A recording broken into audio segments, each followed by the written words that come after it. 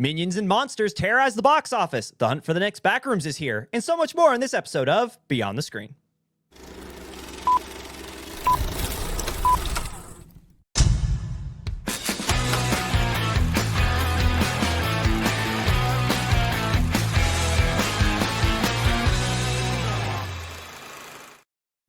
Hello, everybody, and welcome to another exciting edition of Beyond the Screen. I'm your host, Ryan, and with me, as always, is the Jake Holtzclaw. Jake, what up, man? What's up, man? Man, what has been up? I went home, almost got blowed up. Huh?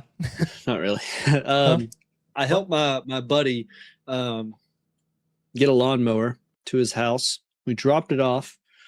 And we're kind of standing there shooting it, you know what I'm saying? Not shooting a lawnmower, but like the breeze. Shooting the breeze is what they call it, the poop.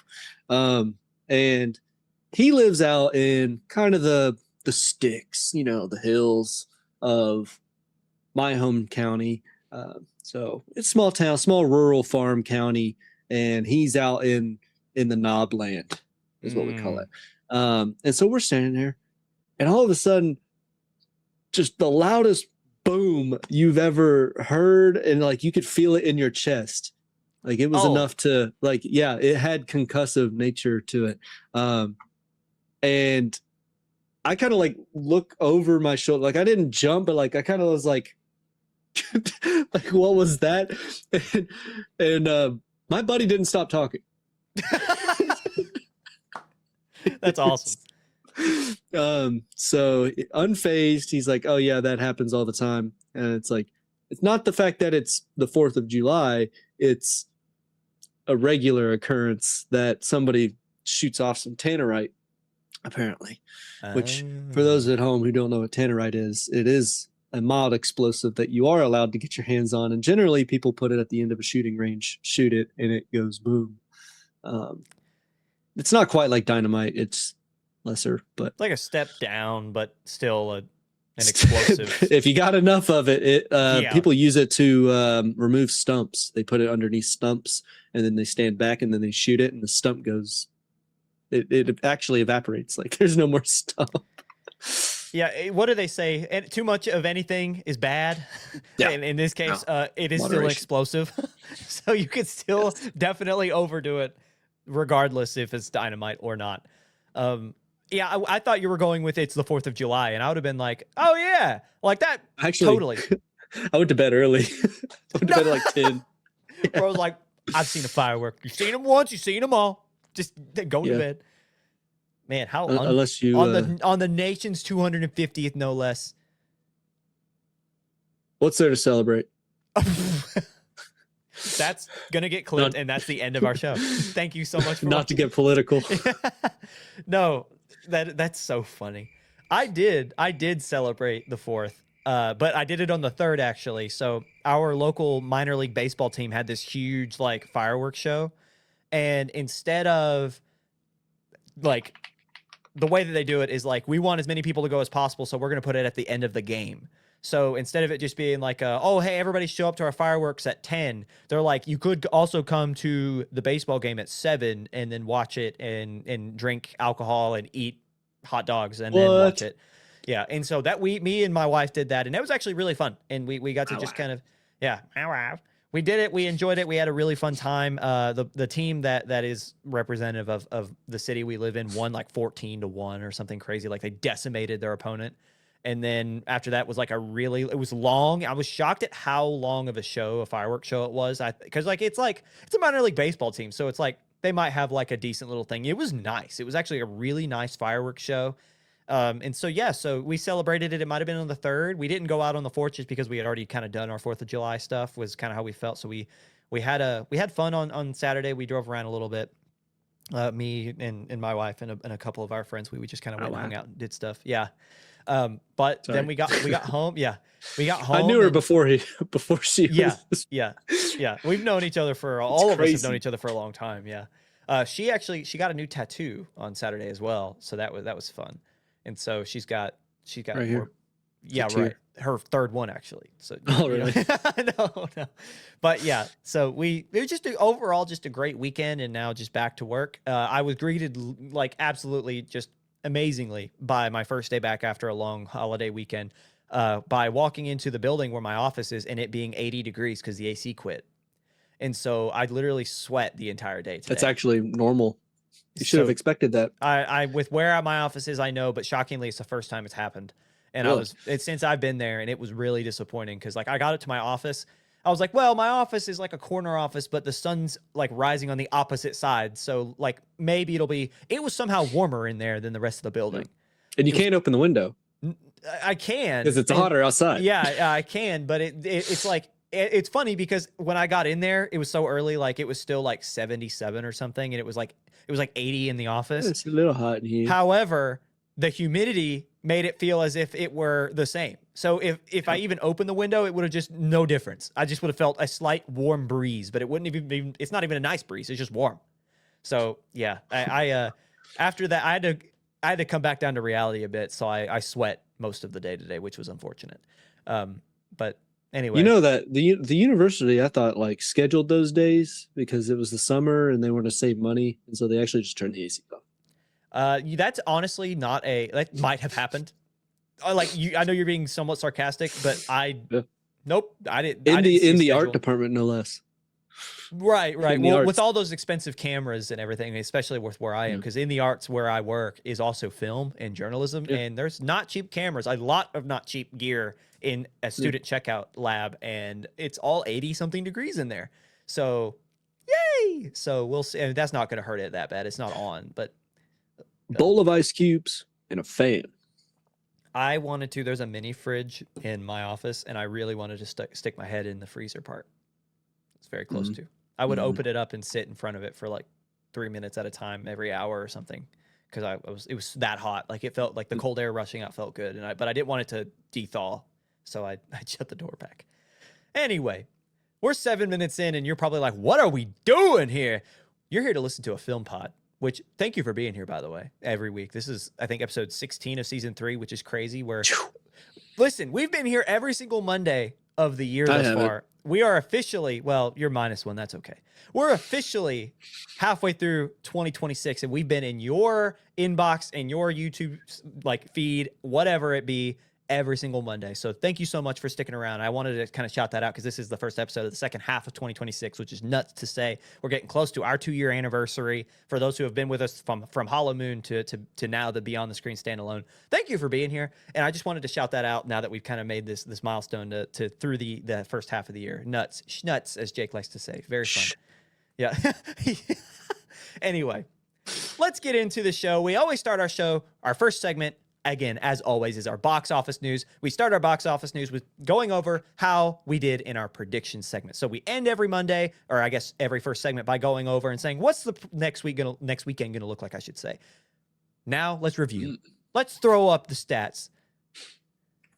I did not as great as I normally do. I was on a little bit of a high, 3 and 4 every week for the past 2 or 3 weeks, and now I'm back down to earth, getting 2 out of 5 correct. I predicted Minions and Monsters at 1, Toy Story 5 at number 2, Supergirl at 3, Young Washington at 4, and Obsession at 5, and I got, again, 2 out of 5 correct. Jake is right there with me because we had the exact same 5 for the first time since we've done our predictions. Again, we both... No.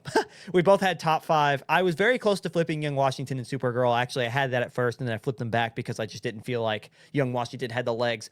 Boy, were we wrong, and we'll get into that later. However, again, Jake had the exact same 5 as I did, getting 2 out of 5. He had, if you don't remember what my predictions, it was Minions and Monsters, Toy Story 5, Supergirl, Young Washington, and Obsession. And lastly is TJ, who is Claude. We compete with the bot who takes all of the internet, or the wealth of information from the internet. That is analytics, that is all of the predictions, and it is competed. And up to this point, it's kind of been hit or miss. It's just kind of been hanging back in 3rd place. It officially takes 2nd and encroaches on Jake's 1st place spot. We'll get into what the scores are here in a second. But getting 4 out of 5 correct is TJ or Claude, predicting Minions and Monsters, Toy Story 5, Young Washington, Supergirl, and Obsession, again, getting 4 out of the 5 correct. Our season totals stand as follows. Jake, with 44 points, leads the way, followed by TJ at 41 and I at 40. So we are all within a 4-point spread of each other. Not quite halfway. We're about a little over a third of the way through the season. Jake, how do we feel? This is a close race. We could not have asked for anything better in the competition. Yeah. As slim as the chances are, Ryan could get 5 out of 5 and just take the lead from me. But that's fantastic, though. Like, I absolutely adore that we're in that realm of, like, if any of us have, like, great week and the other has, like, it's down to, like, 5 and 2. Like, if you have another 2 out of 5 and I have a 5 out of 5, we're tied. Like, that's how close we are. So it's fun. This is, or I think actually you might be up 1. I don't remember exactly what the score was, but we will see. You can put it back up. You can show the class that I'm 44, 40, and 41. Yeah, that's right. That's right. 44, 40, and 41. So, yeah. Yeah, it's still anybody's game. It really is. It really is. So let's get into what the actual numbers were, and let's go back to the top and tell you the stats. Starting at number 1 is Minions and Monsters from Illumination, taking the box office crown, followed by Toy Story 5 in second place, maintaining a top 2 hold in the box office. Then at third is Young Washington, kind of shocking people and breaking into that top 3 from Angel Studios. Fourth is Supergirl in a massive tumble. And rounding out our top 5 is Disclosure Day. So let's go back up to Minions and Monsters and break them down in terms of what they earned. In its debuting weekend, the Illumination Legacy sequel earned $37 million domestically and $160 million globally, all on an $85 million budget. It's not quite out of the red yet because of marketing. Obviously, these films take a lot out of the piggy bank in order to push this onto your feeds and into the commercial space. So it's definitely not earned money yet, but it has earned back almost double its production value, which is, you cannot ask for anything more in a debuting weekend. Despite winning the weekend, Illumination's latest endeavor into the world dominated by the little yellow creatures opened to its softest debut in its 16-year history. Yes, even less than 2010's original Despicable Me, not counting for inflation even. So this is again, good weekend for the film. It's earned a lot of money and it's doing everything it can to track to be profitable, but it's its softest opening in franchise history of almost 2 decades. As the Dailies points out, poor timing with the holiday and a competing Toy Story sends the franchise sequel home with much less than expected. The film is currently at a 91% on the tomato meter and a 76 on the popcorn meter from audiences. The film has a Rotten Tomatoes synopsis of, quote, "This is the rambunctious, ridiculous, and totally true story of how the Minions conquered Hollywood, became movie stars, lost everything, unleashed monsters onto the world, and then banded together to try and save the planet from the mayhem they've just created." Which just seems like another kids Minions movie. Jake, I've never been one for the Minions movies. I felt like after Despicable Me's, like maybe what are they at now? If they were to make another Despicable Me, they'd be at what, 5? Maybe I think they're past. Are they past 4? No, they'd be on 4. All right. Well, I mean, would they be on 4? Sorry, that's what I meant to say. I don't feel like I feel like they made a Despicable Me 4. Oh, they did. I was about to say, I feel like I've seen that, or like at least the marketing for it. Maybe I'm fine. Gru Jr. I forgot that he had a kid. I didn't see that one. You lost me after 3 because I feel like it's just we grew out of the demographic that was being targeted for it. Yeah. I remember when I was a kid. 2 was good. Yeah. Oh yeah. And then 3, it was odd because he had a brother, and it was like that was like that was the funny like part. Right. And 4. No idea. Oh, that was a cockroach guy, wasn't it? Was that it? Or no, was it the disco? No. The disco guy or the dude who had like the perm and like that was 2, right? Yeah. I think. No. I don't remember. See, this is what I'm talking about. Like it's just we're not the demographic. Other than it being a kids movie, I can see like why it earns its top spot, but beyond that, the disco guy was 3 because the second one was the luchador mask. See, that the hat, like that's still in my feed is like the guacamole chip hat thing. Yeah. Like I remember that one very vividly, and I do kind of remember the third. But yeah, do we dare say that the Minions are losing some steam as a franchise as they get older? Yeah. Like, why do we think so? Is this younger generation, like Gen Alpha, are they just not as involved or invested into it? Oh no, liking the Minions is a meme. You like that? You like that? Yeah. Sorry. No, it's okay. The Minions, like it's a mom thing, right? Oh yeah. Where kids are like, oh, my mom is into the Minions. Ugh. Yeah, that's true. Thing is too, is this is the first film since 2022's. I can't remember the title of the film. I could easily look it up here as well. But that was another Minion film, but that was the one where it was like the Gen Z was dressing up in like a suit and tie to go watch the Minions. Like that the meme and the trend, like that definitely helped ticket sales a lot with that one. This did not have anything like that. There No. just was not a push like that. It didn't seem like there was any like any general hype from at least our generation, other than those who were already a fan of it. There wasn't like a meme behind it to push people to go. There was no irony behind it this time, and that definitely hurt. That definitely hurt in its ticket sales. On top of the fact that it is a 4th of July weekend. It sucks that Saturday was the 4th because people were mostly staying out. You know, they're not going to theaters when they want to go watch the fireworks, right? On top of, you have another similar demographic, which takes us into our next film in Toy Story 5, in its 3rd weekend in theaters, earning $30 million domestically and pushing its global total to $764.3 million. Despite dropping 56% in sales from last week, which is not totally abnormal, Toy Story 5 is still on track to break $1 billion in the near future. The film is also Pixar's 6th highest grossing film domestically and its 9th biggest worldwide already, all according to the Daily's newsletter. So do we think that we'll continue to see this trend throughout the summer of these family-friendly films or these family-oriented films kind of driving, especially from Disney, driving the rest of the box office? No, I think they're flopping. Everybody's expecting Moana to flop. They're not looking forward to Moana at all. I can't tell if you're being sarcastic or not. I feel like you're being sarcastic. Not. I guess like just looking forward, like beyond the Odyssey, my question more or less should be, what else do we think outside of these family-friendly Disney films will be the ones to push? Like Spider-Man, maybe? That's still Disney. Like Spider-Man, they're expecting that to do better than all the other Spider-Mans. That's what I'm saying. Like Spider-Man will pop off in late July, later this month. But then you have the Odyssey next weekend. We'll talk a little bit about what's coming out this weekend. It's gonna be fun to see what else late into the summer window, what will help propel that beyond just the family friendly films. What are you looking up, Jake? Jake's got his release face schedules. on. Oh, there he goes. Pinocchio Unstrung. Oh, is that the horror movie? I don't know. I think it is. Super Troopers 3. No. Yeah, that might be the next meme one. Who knows? Maybe. I've not heard anything about it. What is going to be the next meme movie? I think the one that comes to mind very quickly would be like the next Minecraft movie, because of like where they're going with it. Like, I feel like that has a high probability to be just as successful as the first with what they've got. But in terms of this year, I have no idea. There might not even be one this year. The thing about I worry about the Odyssey because it's got a lot of hate. A lot of people seem to be mad about the lack of historical accuracy with it. So I just wonder if like it will pull in a lot. It's tracking to be, if not the best, one of the biggest openers for a debuting Nolan. But I wonder how it'll hold with its legs. But anyway, Could be Digger with that could be it with Tom Cruise. It's an Inarritu film, so it could be. Anyway, that's a great pull. I forgot about that one. But anyway, let's move on to our third film in the top 5. Young Washington debuts to $19.3 million domestically, all on a $20 million budget. It's almost earned back its production value. Despite our own reservations about the film, which if you were here last week, you know we were kind of clowning on Claude. We were joking a little bit about who's going to go see this. Well, a very patriotic audience went out, and they went out in droves to watch the story of our first president's younger years during the French and Indian War.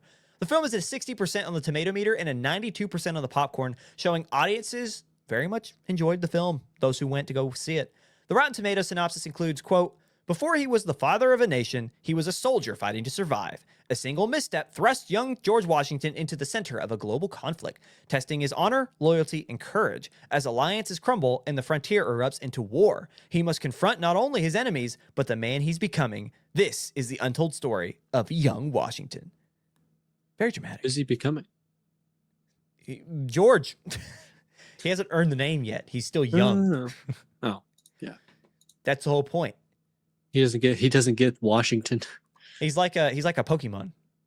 Pokemans. He's not gone through he's not evolved yet. Oh, he's got an evolution? Yeah. Is he shiny? That's George. That's George. Oh, well, obviously, he's the first president. Oh, right. He's still young Washington. He's not got his horse teeth yet. That's where that comes in the next stage. Horse teeth. There's some other teeth in there. There's some human teeth in that too. But let's move on to our fourth place. Supergirl, in its second weekend in theaters, earns $8.6 million domestically, pushing its global total to 100.5 million. There's no other way to put this other than to say the film's 74% second week plunge in ticket sales is astronomically bad, even like especially for a superhero flick, which usually, again, those are the ones that stick around. The superhero, the family friendly, the action films that anyone can go see. A film of this genre dropping 74% is in league with some of the worst the genre has ever created. That being said, many are crying superhero fatigue, and others are saying that the gun finally jammed. We've said it on this show, talking about, hey, the gun don't jam. Well, a lot of people are arguing that it did. Gun finally jammed in this one. A few things are for certain, however. The film is tracking worse than a lot of the DCEU's biggest flops, that being Blue Beetle and The Flash. And the company is projected to lose 100 million or more theatrically. A lot of fallout with this one. There were some things going around online about marketing being cut from Gun as a punishment for certain things. And I could not find anything beyond what was being posted to like TikTok. So I didn't include it in its like legitimacy. There's also reports that I saw from a few other sources about some conflicts between director and James Gunn himself, and talking about like there was two different cuts. One was a director's cut that was 11 minutes longer, and they ended up going with the studio's cut, which was obviously going to be a Gunn and Safran decision. We said this a little bit last week. My only opinion on this, Supergirl is kind of a side character. Like, I know, and it's nothing against, like, I don't want to hear any of the arguments of, like, no, like, I've seen some people who are very hateful be like, we don't want any female superheroes, which is just not true, because Wonder Woman, right? Captain Marvel. Like, there are so many that are genuinely leads that do well and have really good movies. I just feel like not enough people know about Supergirl, and I just feel like that's just not a character, especially early in your franchise, to kind of hang your hat on. You know, I don't understand necessarily like the hate towards the character, because as I was telling somebody not long ago, the beginning of the DCU seems to be Superman's story and everything surrounding Superman. That kind of seems to be the building blocks of what will become the chapters in this chronicle. But it is kind of, I do think that not enough people had hype for this character because they didn't connect with him like they do a Superman, which we saw last summer pop off, or a Batman. People are already hyped for Robert Pattinson and whatever will be the DCU's. Wonder Woman, people are talking about that one. Obviously, people want to see a Flash. You don't have your legacy characters in yet, and I do think that maybe you shot yourself in the foot a little bit by going with a lesser known character in your second installment into the film franchise. Yeah, I'm not sure if the rumors are valid, but like, it doesn't hurt Gunn any to cut marketing, so I don't know if it really makes sense to. Is that a punishment? Like, not really. I mean, sure. Does the director have a flop under his belt? Maybe, but like, I don't. Unless his contract states that he only gets paid when the movie makes money. But I doubt it. I feel like he gets paid before. But it's like, how is that a? It's not a punishment. I mean, if anything, that hurts you to cut the marketing for one of your biggest, DC films coming out, like the stepping stone that you need for your cinematic universe. Who needs that money more from the box office, James Gunn or Warner Brothers? Like, it's Warner Brothers, and you cutting marketing, if that is a true statement. Again, I've not found anything else outside of the TikToks that we've seen, and I'm sure you've seen the TikToks as well if you follow anything film. I feel like that's a whole load of hoopla. I just cannot believe that is like a David Zaslav took away marketing. But I think it's something he'd do. Yeah, but I feel like we would have heard about it beyond just TikTok if it were true. Yeah, I'm not sure. Comment down below if you find it, Next if you week, see it. It'll break like tonight, right now as we're talking. Like, it'll be like, naturally, we're here. I don't think that's true. No way. It's like we're talking about it. Yeah. Right. The Hollywood Reporter's like, actually, yes way. Rounding out our top 5 is Disclosure Day in its 4th weekend in theaters. After a month, it's earned $5.7 million domestically and $207.2 million globally. That 5.7 was just this past weekend, not in total. I should apologize for how I framed that.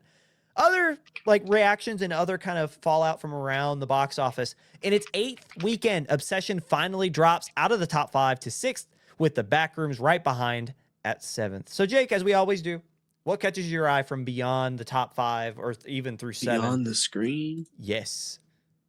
Let's see here. We have got A24's The Invite in 28 theaters breaking top 10. That is getting a wide next week. And we did not choose to put it in the top 5. I haven't heard anything about that. Right. Secondarily, they are somewhat under flack after the deal they made last week. So I don't know if people will seek out an A24 film or if this is going to be the first bust. What else we got? Nothing new out. Bleach seems to only have been a 1-week deal. That's about it. Scary Movie at 9, Jackass at 8. Jackass didn't drop any theaters. That's crazy. Yeah, really. And it dropped 67% in ticket sales. The Masters of the Universe and Star Wars, The Mandalorian and Grogu drop out of the top 10. Yeah, it's really kind of a slow weekend outside of Minions and Young Washington. Like there wasn't a ton coming out this past weekend. Nothing really too exciting. So with that out of the way, we'll get into the excitement. Jake, let's talk about our predictions. Let's hop right in. Tell us about yours and tell us why. My predictions are basically I'm going to trust Ryan. Why would you do that? Except I'm not. So I got Moana at 1. I don't think that's crazy to say, even though I doubt it's going to do what they want it to do. It might do what it's projected to do. It might even make money. But I know it's not going to do that well. I mean, isn't this the live action one? Yes, yeah. I can't wait I think that might be actually the next meme. It's going to be something that Dwayne "The Rock" Johnson says, and that's going to be like the next meme. What did he say about what movie was he talking about where he's like, this is like a cinematic experience? It was like Black Adam. That's right. Yeah. That's where he lost his credibility in film. Yeah, a little bit. Yeah, because he was like, I can beat Superman.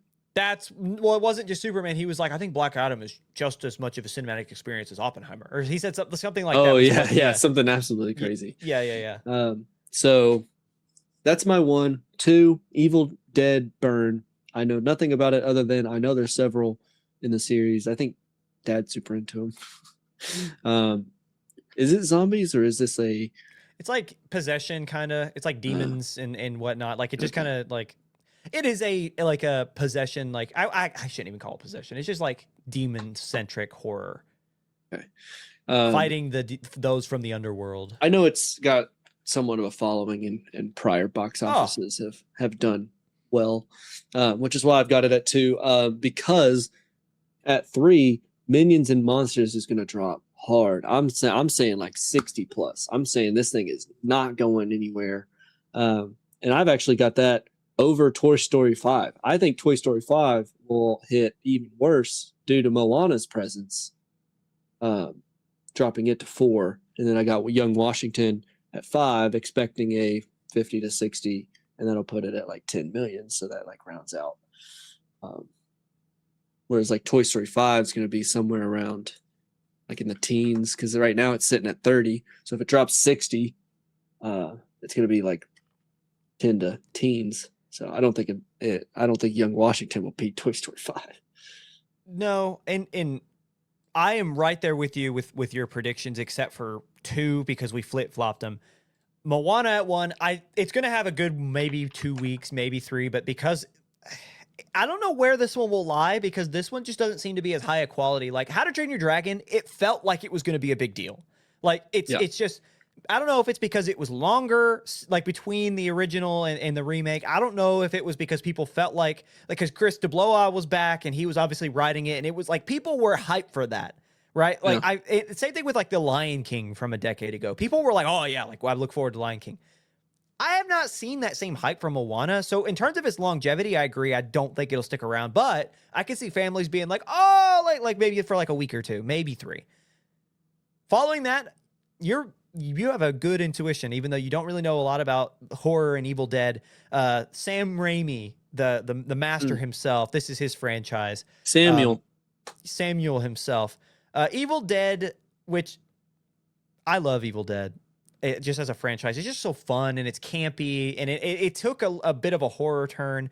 But the last one to come out 3 years ago was Rise. And Rise, in its opening weekend, earned $24 million. So I'm thinking you can look at Moana will probably make closer to 50. So Minions and Monsters earned just under 40 at 37. I think Moana can beat that. I think it will earn between 40 and 50. Evil Dead Burn will probably make closer to 30. I don't think it will be too high over the 24 that the last iteration earned in its opening. So let's say between 24 and 30 is probably what Evil Dead will make. Just if I were to guess, because that fan base is so dedicated, and Rise was so well received, like by the fan base. Critics were kind of a little bit more soft on it, but that fan base is going to come back. This is where me and Jake start to flip.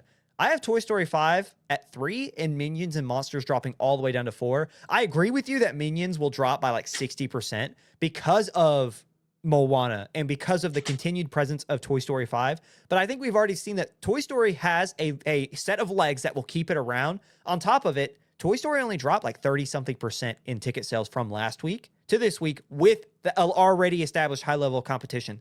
I think it's going to create a bottleneck for those same fans, and I think people are more interested in Toy Story 5 and Moana. So in that sense, even if Toy Story drops like 40% and Minions drop by 60, you're going to see, because they're so close already, it's like 36-31, you're going to see Toy Story overtake it. So I am gonna just assume from what I've seen and from what I think, I think Toy Story has a lot more intrigue and a lot more interest, and I think that audience will split that family-friendly, like, kid animation versus live-action audience, the Disney audience, I will say. They will split between Moana and Toy Story 5, and Minions will crash hard. And the same thing, 5, this is where I agree with you again, Jake. Young Washington back, staying in the top 5, but not for more than next week.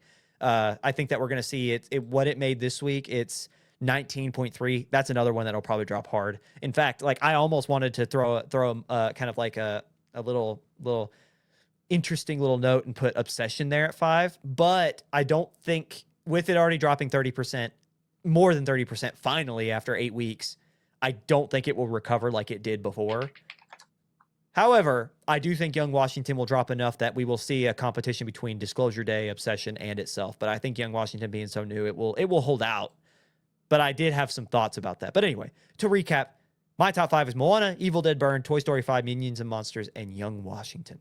So Jake, tell us what Claude thought. Claude's got the same as Ryan. No!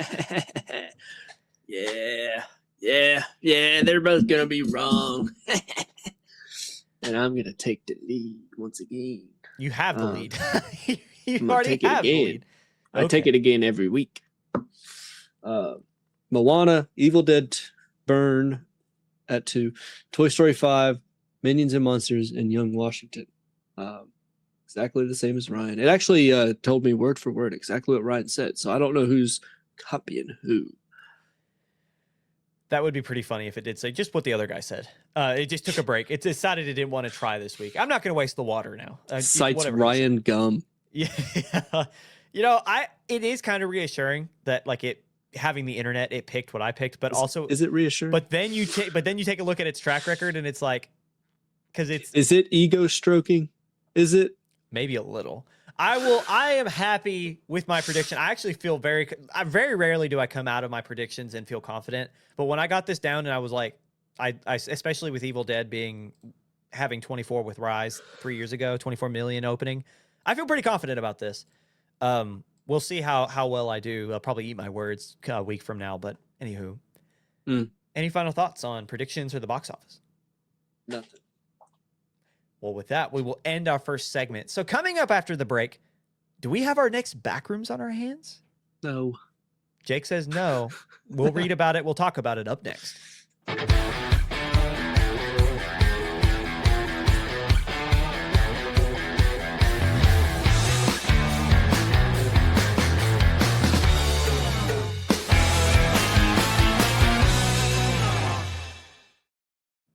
Hello, everybody, and welcome back to Beyond the Screen. You've made it to segment 2, which is always our major news segment. We break down the biggest stories, sometimes we do more than one, of the past week, and we tell you what you need to know. So let's go ahead and dive in. We do the reading so you don't have to, so let's tell you what we read. A slew of big screen internet horror adaptations have all been announced. Let's break them down. So let's start with Warner Brothers.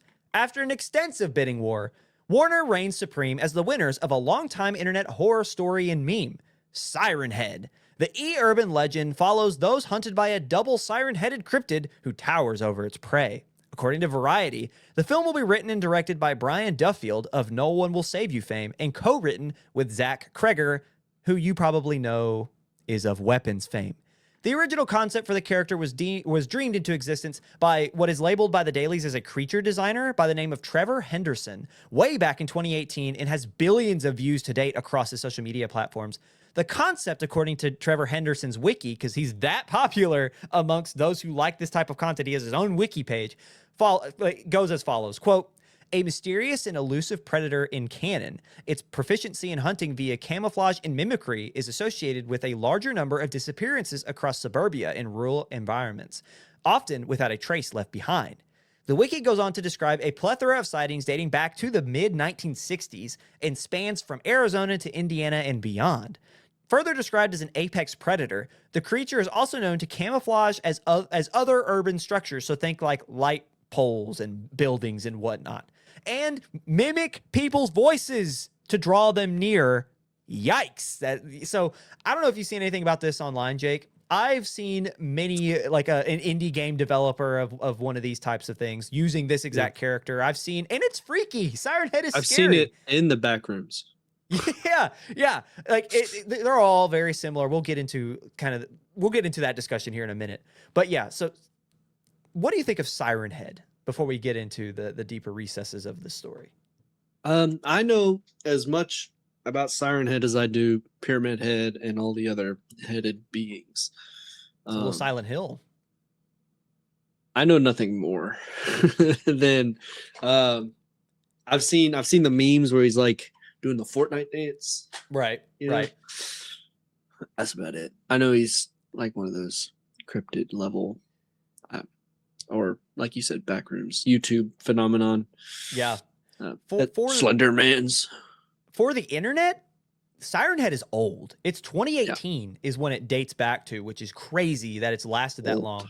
I mean, well, for the internet, that's insane. Like, no one really talks about Slender Man anymore. No one talks about, like, Jeff the Killer, like those old, like, creepy pastas or whatever.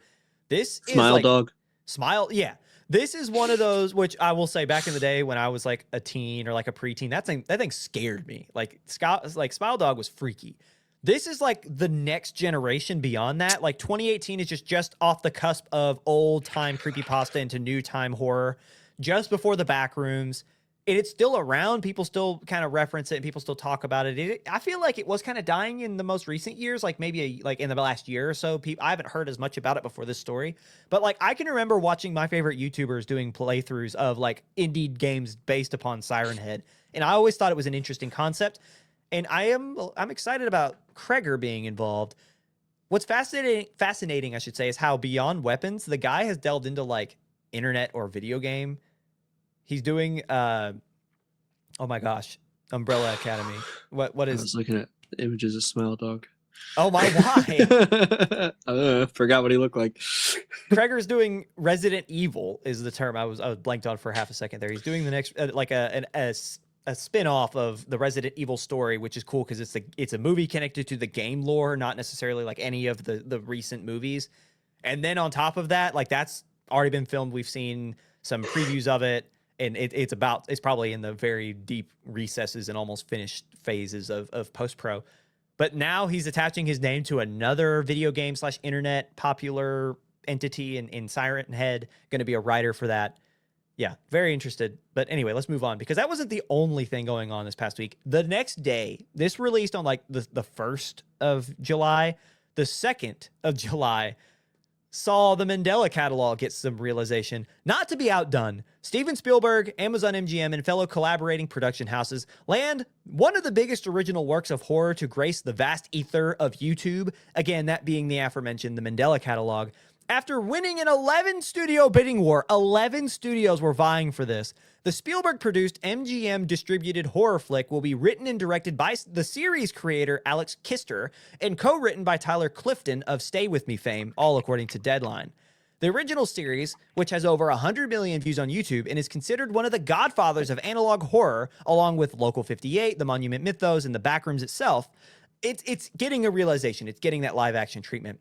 According to the Mandela Catalog Wiki, the series is, quote, follows the fictional Mandela County, Wisconsin, dealing with danger to humanity in the form of unstoppable beings known as alternates, a form of demon which can shapeshift into different forms of humans in hope to take down humanity. The series deals with themes of religion and false prophecies, the human response to a danger unseen, unknown, all-powerful, and beyond. Something interesting to note, as Deadline points out, one of the production banners assisting with the creation of the project that is the Mandela Catalog is an outfit named Paper Street Pictures. This company, as outlined by Deadline, is, quote, a boutique development and production house focused on high-concept, genre-bending films and series known for sharp, creative swings within efficient production models. Notable recent titles include Shelby Oaks via Neon and the hit production and sci-fi series Revival, coming to Netflix later this summer. Something else interesting to note, as pointed out by the dailies, is the opposite approaches each studio took to developing their new IPs. Warner hands the keys to already established filmmakers, as we talked about, Duffield and Cregers, while Spielberg and Amazon allowed for the series creator, that is Alex Kister, to have full control of his own creation, right? Similar in tune and akin to what A24 did with The Backrooms and Kane Parsons, right? Hey, let the guy who knows the lore make it. So, Jake, there's a lot going on here. And there's a lot of details regarding who's doing what and why. Which project catches your eye more than the other? Like, if you had to pick between these two. I'm probably Siren Head because I don't know much more than what you've illustrated for the Mandela catalog. Even though that, like, it does intrigue me, it's the Siren Head is the more backrooms level to me. I think it'll do better. It's more recognizable, maybe. I think, at least for somebody who's on the outside of this. So I lean on Siren Head because I've seen some pretty gory stuff coming out of like Siren Heads. Yeah. Where he's shown up. So kind of the same as Backrooms, like very like, tossing bodies around and stuff like that. Yeah, it could be. Yes, he does eat people. It could be very esoteric. Like it could be it could be out there. I agree with you only, and it's less because so I love the Mandela catalog. I love analog horror. Just people being creative, and there's only one way to really get that level of eeriness, and it is like the VHS style, and what makes analog horror so fun is that it's presented in a way that's like, oh, this is from the 90s, but it's like a VHS tape that was burned from like a government ordinance that shouldn't have been seen outside of this city. And it's like an official document type, like Monument Mythos was cool like that. It wasn't, not everything was like that, and not everything's like that in the Mandela catalog, but it's cool to see, right? Yeah. In that way, it scratches an itch, and it's so fun to see creators be that creative in telling a story in a way that I haven't seen before. But the reason that I would lean Siren Head is a lot different from yours, less because I know less about each, but because Siren Head has a lot of room to be something new. There is a lot of lore, but the lore of Siren Head is kind of splayed and just throughout TikTok and Instagram from the creator Henderson, right? Like he kind of just would make random posts. He would make random videos that would tell little bits of the story at a time. But with Siren Head, it's not like there's like this long established lore, and it's not like you have to follow a certain set of rules or vibes like the Mandela catalog. The Mandela catalog has a very distinct, very specific story that it's following, and it's got a lot more hoops to jump through and a lot more kind of contingencies that have to be met in order to get that same vibe, right? Whereas Siren Head, I feel like it doesn't have, it's free of a lot of those, in the sense of, because you have an original storyteller coming in and because there's not anything super strict behind it. Like, okay, yeah, like it was, people were disappearing in Arizona in the 1960s, and then they saw it in Indiana, and it can do this and that. Like, it's got these powers. But beyond those quick notes and story beats, it's not like it's super well fleshed out. And so this can be fleshed out in this medium, which with a Zach Cregger's leading the way as the writing, I feel like it's got more of an opportunity to succeed in the simple fact that it can be itself. Whereas the Mandela catalog, hey, great on these production houses, Amazon, MGM, and Spielberg, in allowing Alex to just make his thing, because that will give it, just like we saw with Kane Parsons with A24, that gives it a high probability of succeeding because the guy who knows the lore is making it, right? Yeah. So it's got that, it does have the higher probability simply for that. However, the translation of that VHS graininess and analog horror to the big screen, it's a lot more strict and it's a lot more challenging than what you might be able to do with a Siren Head, which doesn't have as many specifics it has to fit, right? As many things it doesn't have to fit into a box like Mandela Catalog has to. Because what's going to happen is, if Mandela Catalog is anything different in vibes than what we've seen on YouTube, it's going to be a disappointment. People are going to be sad. That's why The Backrooms was such a brilliant film, is because it feels like another addition into the series. If this doesn't feel like that, or at least an accurate representation of the story that was told in the YouTube series, it's not going to do well. So I can see it succeeding in like a found footage type, like it just being a true found footage horror with these VHS style recordings. So think like VHS, the horror film. Fantastic. Not every one of them are great, but like as long as it's not Stranger Things, right? Yeah, I feel like it can fit. So VHS is kind of like, it's almost like an anthology in itself. So it's like a movie where this dude finds this, like in the first one specifically, this guy, he's got a camcorder, he breaks into this old house and he finds, there's still power in it, and he finds just these old VHS tapes from whoever had abandoned it or who he thinks abandoned it. And as he's watching these different tapes, you get to watch what he's watching and you get to kind of live them. But it's like different horrors throughout different eras. So there was one that was like a zombie outbreak. There was one that was like a vampire or this cryptid creature eating people. And like that was cool. And it kind of created this air of mystery of like, who is this house like whose house is this that has all these? Like you got to live and it got to tell those different fun stories in the anthology type while also having the overarching story. If this kind of takes that route where it's like, maybe there's someone watching these tapes, like the tapes we saw on YouTube, and maybe they're recreations and it's someone trying to figure out the deeper story of the alternates, that would be cool and that might work. But again, you have to be careful because you can over-explain by doing that. And that's exactly what The Backrooms avoided, and that's why it's so good. So I just feel like there's a lot more, I have a lot more reason to be apprehensive with the Mandela Catalog versus Siren Head. I think if they don't like make it cringe, which is hard to do nowadays, I don't know. We're going to get another Freddy Fazbear too, by the way. Yeah, I know. And that one was rough. It's what bothers me about Freddy is that like there's so many chances for each of them to be good and they just don't. Like they just don't go into it, and it could but anyway, we're not here to talk about Freddy again. Or Freddy Fazbear Five Nights. Yeah, well, we broke it down in December. For those who are curious, if you want to see our breakdown of that and the JJ, let me break it down for you, Mark. Yeah. Sorry. Yeah. But you can go rewatch that to hear our opinions on the film. But anywho, we've kind of answered this already, but I'm just curious, which do we think has the highest likelihood for success beyond what we were thinking, right? Because the thing is, the Mandela Catalog has a lot, like it's got more of an audience behind it, because like people are going and watching the full series versus people just going to Henderson's channels on his TikToks and his Instagrams, right? Yeah. What do we think is a higher probability for success? Because they both have an audience and they both have a dedicated fan base.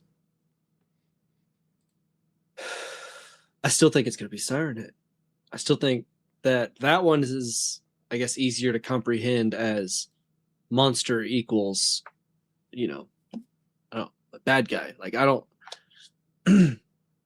think Siren Head is easily comprehended more so, maybe. Yeah. I trust, again, I think it would be easier for Siren Head, but I want to see what that dedicated fan base, it's what's so fascinating about that question. Cause I said before, I trust Siren Head more in terms of just by black and white, tail of the tape, looking at their details. But I will say this, the Mandela Catalog, that fan base that has watched that series develop on YouTube over the years, over the last 3 or 4 years, they're very dedicated. Right. Dude, so as long as talking about yourself, as long as this fits that vibe, people will go. And I know I would be interested to see. I just need to make sure the vibe fits. I'll be very disappointed if it's not again, and Alex, the creator, is there, so I have some hope. But it'll be interesting. It's kind of like the already established lore and the development of that on the big screen with an already established audience versus a more passive audience on TikTok and on Instagram. I feel like the Mandela catalog is also more popular than Siren Head. But again, Siren Head has the flexibility to be its own thing, whereas the Mandela catalog cannot.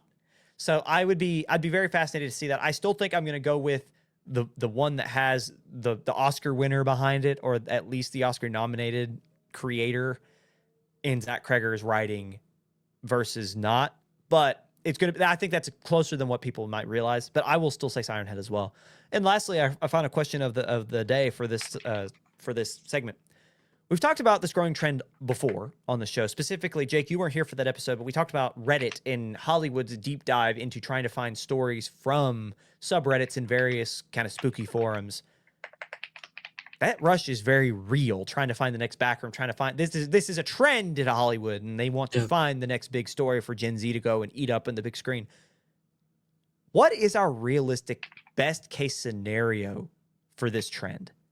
What do we hope comes out of it? We're not going to say, oh, Hollywood learns their lesson and they tell original stories, because that's not what they're coming from. They're taking already established IPs. They're looking for the creators that have followings. They have not taken the message. But with the path that they're on, Hollywood execs in these major production houses, what do we think our best, or hopes, I guess I should say, what do we hope is the most realistic expectation? To be fair, I think I think more IPs like Smiling Friends will also occur from a streaming perspective. Like we're gonna see a lot more of that. Yeah. But in terms of movies, I'm not a big like YouTube narrative or like story watcher. Like I'm watching every so often Good Mythical Morning, which is not like adaptable necessarily into a movie. I don't think you can adapt Rhett that. and Link on the big screen. Which they tried to do a TV show, and I think it flopped. Like it was actually like series, and I don't know if it did well or they actually got all the way through it, and it did do well, but they don't do it anymore. And then I'm actually like watching Top Gear level motorcycle stuff. If you guys know what Top Gear is, so I don't watch narrative level stuff. So the next thing to pick up, it would be like The Amazing Digital Circus. Like that's something I have seen that was on YouTube, and it did come out in theaters. Now the ending sucked, but I don't know if you've seen it, Ryan. But sorry, I'm looking. I'm trying to figure out that show you're talking about. Say which series? Say that one more time. The Amazing Digital Circus. Oh, I've not finished it yet, ending? but I do love like. But again, that wasn't a major distribution, right? That was a independent release, which is just like Markiplier. I do agree with you with where you're going with this. Is like maybe this can be kind of like a broader flame that allows other creators to have the space and originality to do what they need to do, because Hollywood is fanning out, right? They're going beyond their IPs at long last. But I'm going to go a step further. Beyond just allowing creators to be original and do their thing, I also believe that, like, and I shouldn't say believe, what I hope happens is how I'm going to phrase this. I don't want necessarily the major institutions to just crumble. I'm not going to go that far, because they're there for a reason. They're legacy for a region. Anarchy. Legacy brands are there for a reason. They own the brands they own for a reason. And I don't want them to be bought by each other and merged. I just want them to exist in the way they exist. And I do want them to keep telling original stories. Merge. Yeah. I want them to keep telling original stories. But what I hope this does is we have creators who have followings, who can create, like Markiplier, who can create films, continue to go the indie route, right? I like that Curry Barker is going to Universal, but they're still a legacy brand. What I'm hoping that this does is this creates kind of like a bottleneck for the major distributors, and it will allow for these smaller ones to continue to release stories that people want to see. So like Neon, we're going to talk a little bit later about Artificial. Neon gets Artificial, which people want to see as a social network type of film, And I'd like to see Neon as an indie distributor keep succeeding in that sense. Maybe some like A24 can go and do whatever they want. I'm not talking about them anymore. But like I'm talking about maybe these newer, younger production houses who want to tell stories with creators who don't want to go to the big production man because they're only eating up profits, right? They're just there to make a profit. They're just swallowing up as many creators as they can, throwing money at whatever. And eventually that money will start to bite back and they'll start losing profits and they will stop going to these smaller production houses or these smaller creators. And when that happens, there's still going to be an appetite for that because Gen Z and younger, we've seen that it can succeed. TikTok creators, right? Skit creators. Yeah, they're getting there's a lot of TikTok creators. Yes. They can get bought, or their films can get bought. They can get cast in these original series. That can happen. Markiplier and YouTubers who have these just the sixth sense for creating, right? In narratives can go and make films and release on their own. Could be video games next. These smaller indie developers, or not just developers in video games, but indie distributors, as in films, who are looking for their first big release or their whatever. Maybe they find that creator who has the wealth to help fund their own project, but we're seeing them get released outside of the major distributors because there is that push now, and there's that kind of the drive because we've seen it succeed. That's kind of what I hope happens. In terms of whatever, like Hollywood's going to fan out and they're going to flame out and they're going to get tired. They're going to get tired of losing money because they're throwing money at content creators that don't make sense, right? Like Siren Head very well might be a bust because it might not have enough following, right? Whereas Mandela Catalog might succeed because it has the following. We're going to kind of see that. It's going to turn into a 50-50. It's not going to be obsession and backrooms every single time. But because that, just even the 50-50 beyond the two that have succeeded in the way that they have recently, we're going to see people still pushing to get their stuff made. And I think that's going to be where people go to see theaters or go to theaters to see movies. They're going to go watch their people make films because now it can happen. It's not just go get a camera and film with your iPhone and send it into a film festival in your city. It's, hey, I have a following. I can afford this decent camera and I'm with this production company that can get it, or this distribution company that can get it into a theater. I'm going to do it now. I love that idea. Indie film is back. That is my best realistic expectation, is that indie film, or best case scenario, I should say, is that indie film will keep rising that way beyond these major distribution houses. Keep dreaming, pal. I don't think it's just a dream. I think we're right there. And I think we need to keep pushing. Go and see, like, the fact Amazing Digital Circus was able to take off as high as it did. Wasn't it Fathom Events? It wasn't even like a legit production house. It was Fathom Events that sent it out, and it made a ton of money. You know, like, I was harping on Fathom. But how much money did they make though? I mean, I'm serious. Yeah. Like that's, even though it sucked, I'm going to stand by that. I did not like the ending of the Amazing Digital Circus. The point is, go watch beyond just the major distribution houses. Yeah. Well, maybe we you should might like something. Maybe we should do an Amazing Digital Circus like deep dive and breakdown, and like just talk about the whole series. That'd be fun. Enough to deep dive. Yeah. If you guys want to see that, let us know. That'd be fun. I'd actually really enjoy that. There is some drama with the last one that, like, people are like, you're projecting. I would love to talk about it. But anyway, anything else we want to talk about from our major releases or our major news? I got nothing. All right. Well, that concludes our second segment. So coming up after the break, we talk about what you should know before you go. We'll be right back.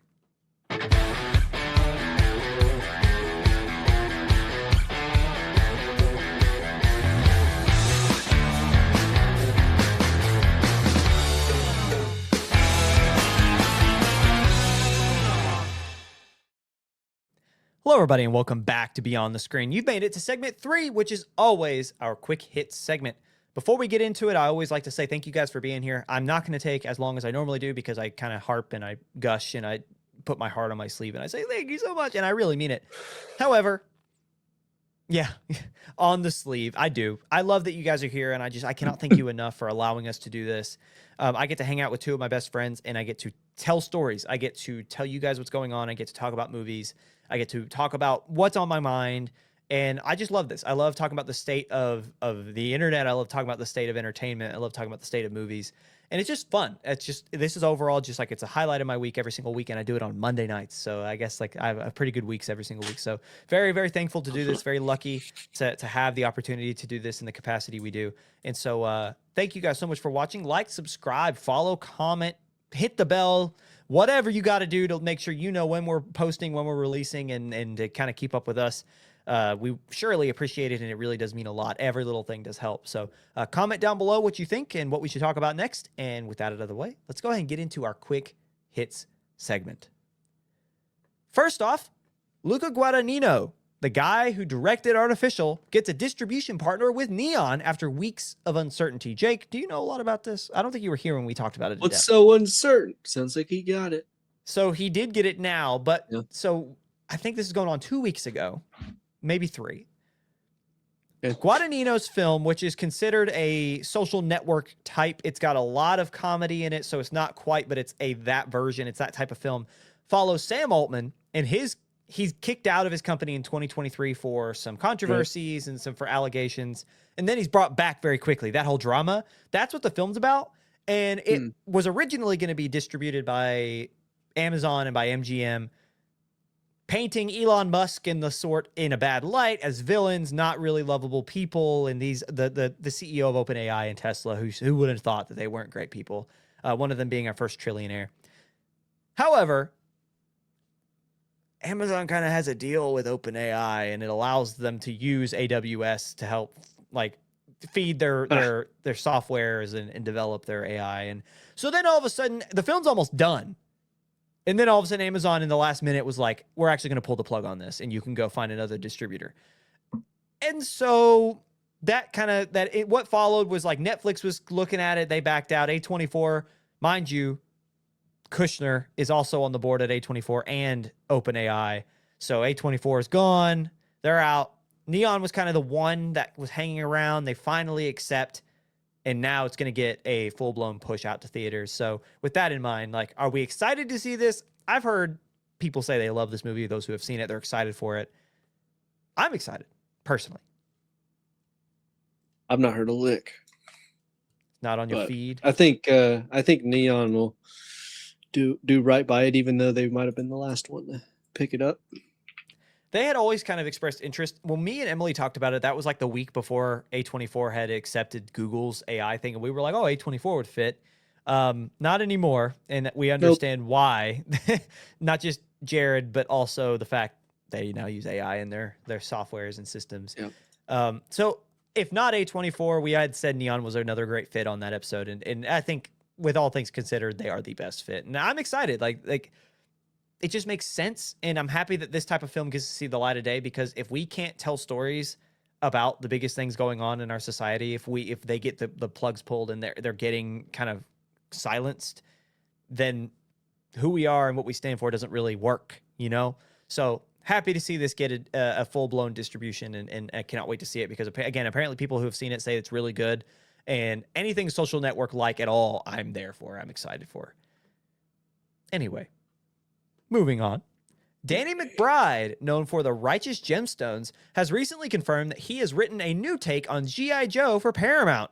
In his rendition, Duke and the gang are trapped in a town where almost everyone that surrounds them is an undercover member of Cobra.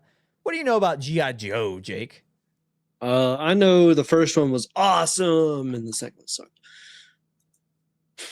That's about it. I remember the video game when I was a kid. The game was fun. The first movie was really good. It's just a really good action movie. I have a soft spot for like these 80s Hasbro cartoons, obviously, G.I. Joe being in the same vein as Transformers. So I like this. It just reminds me of my childhood, and I'm happy to see it back. A lot of people have been waiting for this. There've also been rumors of like a G.I. Joe Transformers live action crossover for a minute now, which is, I don't know. Yeah. I've only heard about G.I. Joe, and maybe not a crossover, but never got why that was a thing people push, because I just don't think those two IPs work together. Like they could, because like when you think about like the Bayverse, you think about like the soldiers fighting alongside the Transformers, like in that capacity it could work.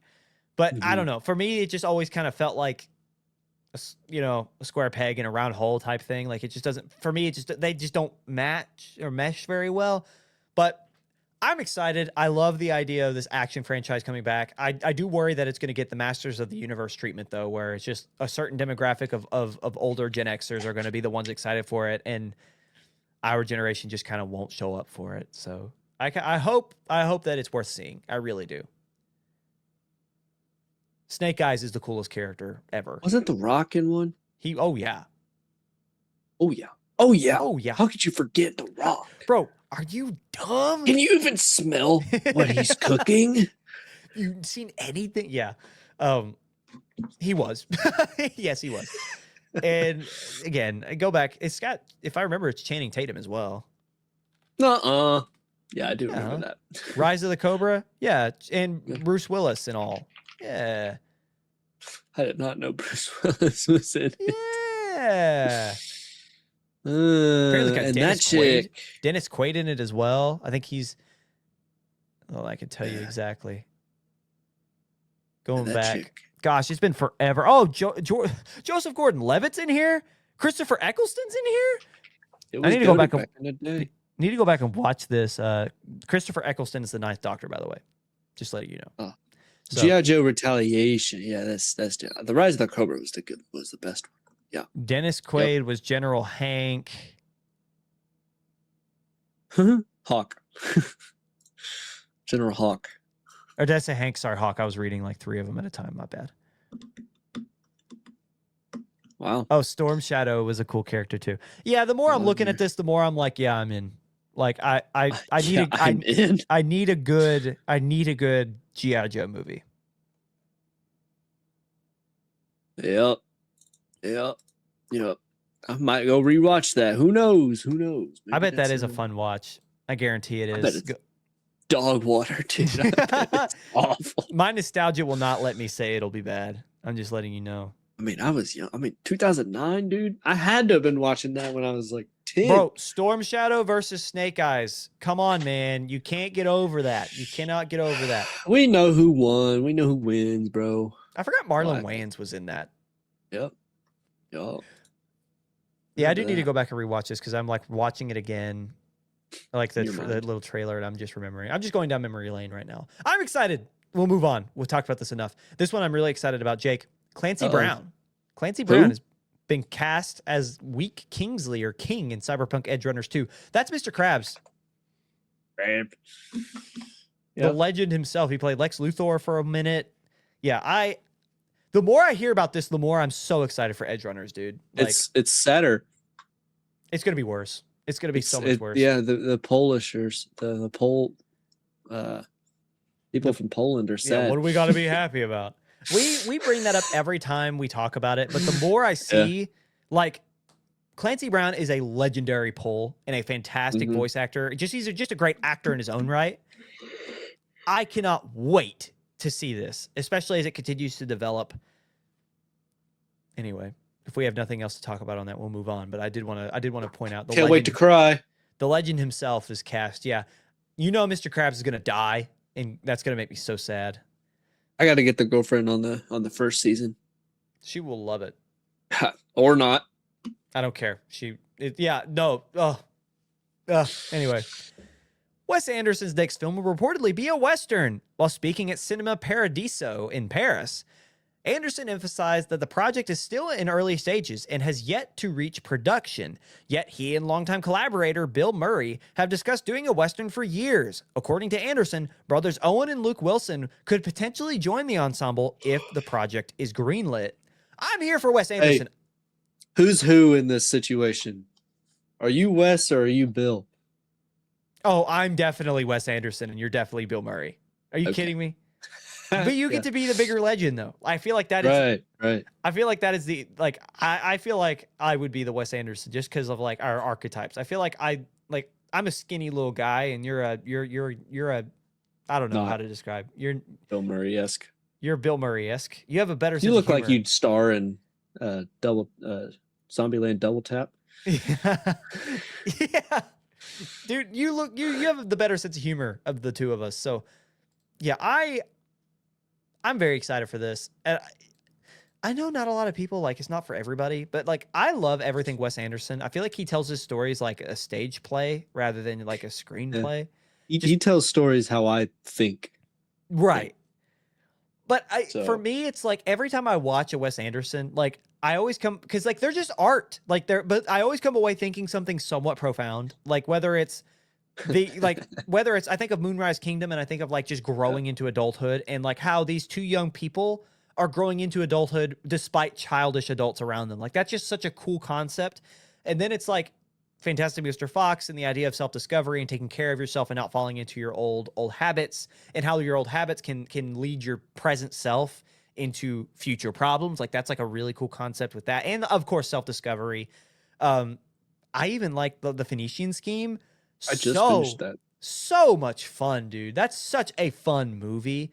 And it's just like the sense of humor in them too. I just love the banter because it's just like at near the end of the Phoenician scheme, which spoilers, when Benicio del Toro and Benedict Cumberbatch are fighting, and it is such a, it's so funny. Like it's not even like you're in it. It's not like it's taking you out of the moment, but watching those two just run around and just have this banter as the dude's trying to poison him is so fun. Like it's so just, and it's just, I every time I watch a Wes Anderson, I just laugh. Like I just cannot help but just, and it's not even like I'm not like belly laughing. I'm not like laughing at the irony. It's just the quick quips. And I just love, I'm having fun is what it is. I just love the conversation being had. So I don't know, like, I was very impressed with the Phoenician scheme. I feel like every time he comes out with a movie, it might not one up the last one, but they're always so themselves. It's like they each have their own set of fingerprints, and I love that. So I cannot wait, especially a Western. Can you imagine like a melodramatic Western tale told in the Wes Anderson isms that is his cinematography and how he writes dialogue? I somewhat expect it to be like the Alien one, the second to last one. I feel that too. Asteroid City. I feel like it will pull from that, which wasn't necessarily well received. I don't think Asteroid City wasn't my favorite of his, but I liked it. It was fun. It just was it just was a little too out there for people, for Wes Anderson, right? Like it's just a little too out there with the aliens coming down, but I thought it was still fun. I hold the Grand Budapest Hotel in high regard. Oh, dude, have you ever seen so there are two movies. When you say Wes Anderson, I always think the Darjeeling Limited, Limited, which is an old, that's a Wilson brother classic. That is such a good movie. The three brothers traveling along this journey on this train rail. And Rushmore. Yes, Rushmore. But when I think of Wes Anderson, for me, his best movie. Dispatch. For me, I'm looking at him. Good. Sorry. No, I mean the farther down you go, the better it gets. I keep remembering him. The Royal Tenenbaums is his best movie. That is undoubtedly. It's got so much heart, and it's just this family and this dad trying to make up for the lost time and the kind of the oversight that he had. Not oversight as in him overseeing. He didn't even really pay attention to his kids. And it is such a, that is his best story he's ever told, was in my mind. I know Moonrise Kingdom and Grand Budapest, they come close. Obviously, Fantastic Mr. Fox. Those all are very close. I also hold the Darjeeling Limited right there too. Like that's up in there. But my personal favorite, in my opinion, for his best film is oh gosh, I just lost it. I said too many films. The Royal Tenenbaums. That is my favorite of his. I want something like that, or the Darjeeling Limited. I want that, like one of those two, because those two back to back were really human. And then he got more art housey as he went on, which obviously they're all so much fun. I'm not going to stop glazing him because I just love everything he's come out with. Yeah. But I would love to see this Western style film in the style he has, but more like those that I just named. I hold the French Dispatch up there. Like, I don't want to say that Fantastic Mr. Fox is my favorite because I think that's an easy one to love. It is that timeless. It is that good. But I hold French Dispatch up top one or two. Oh, we're talking about films we haven't even named yet. Isle of Dog is fantastic. Like, yeah, I think that if you like Fantastic Mr. Fox, you can get behind Isle of Dog. But it isn't Fantastic Mr. Fox, I would say. I honestly might go back and rewatch the Darjeeling Limited. Like that one is like, Bottle Rocket's pretty good too. But there is no bad Anderson. Like that is just kind of there is not. And I'm just so hyped for this movie. I'm so excited for this. And I guess the point I'm making, because we've all we've done is go along and say, I love this movie. I love this movie by like the this same movie, guy. and Yeah. that my favorite. Oh, that my favorite too. Yeah. I guess the point that I'm saying is like what I want to see from this is I want to see it go back to early 2000s Wes Anderson with the newer Wes Anderson cinematography. Because can you imagine a Western with those vibrant colors like Asteroid City, but with the whole get up, with Oh no, it's just gonna be Rango. with the yeah, honestly, you're probably not wrong, but like just a little bit more art housey, but with the heart of those older Wes Anderson films. Not that the newer ones don't have the same heart, but he's not told a story as good as I would say his last great story was probably when was Grand Budapest Hotel? 2014 Moonrise. Yeah, probably 2014. Isle of Dog is close, but I don't think it's better. His last great story was the Grand Budapest Hotel. That really was his. Right before that with Moonrise Kingdom, right before that with Fantastic Mr. Fox, then it's 2007 with Limited. Like he was on a roll there for a while. Not again, he didn't drop per se with Isle of Dog. I'd actually argue he stayed very strong. But you get the point I'm making is that like he hasn't had like a story with just that level of heart that we've seen since Moonrise Kingdom, and I'd like to see that come back. Yeah. Also cast Willem Dafoe. I'd want to see that man in a cowboy hat. I think that'd be awesome. Need it. He would eat up, dude. He'd eat. I need Adrian Brody immediately. Can you imagine the Owens, right? Or the Owens, the Wilson brothers. Bring them back. Bill Murray, Dafoe, and Brody all in this Western. And you're even missing some. Scarlett Johansson. I know. Like Benicio del Toro. Like I'm here. I am here, dude. Like I'm so ready for this movie, and I just hope it happens. Indian Paintbrush is like that's his production house. Anytime they're on anything, I'm like, okay. Yeah, legitimately. Like I'm in. Anywho, let's move on. Heat 2 is moving forward. Jake, I know you have some opinions about the casting on this one. Based on the novel written by Meg Garnier and Michael Mann, the sequel/prequel will see an entirely new cast that expands the stories of its lead characters.